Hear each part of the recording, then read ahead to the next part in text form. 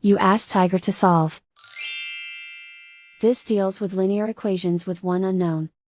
The final result is x equals -1/6. Let's solve it step by step. Group all constants on the right side of the equation. Subtract 1/4 from both sides. Combine the fractions. Combine the numerators. Reduce the zero numerator. Simplify the arithmetic. Find the lowest common denominator. Multiply the denominators.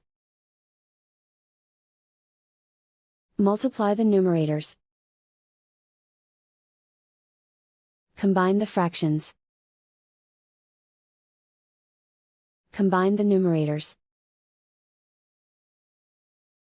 Isolate the x.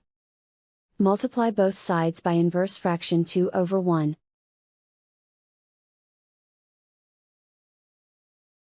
Group like terms. Multiply the coefficients. Simplify the fraction. Multiply the fractions. Simplify the arithmetic. And so the final result is x equals -1/6.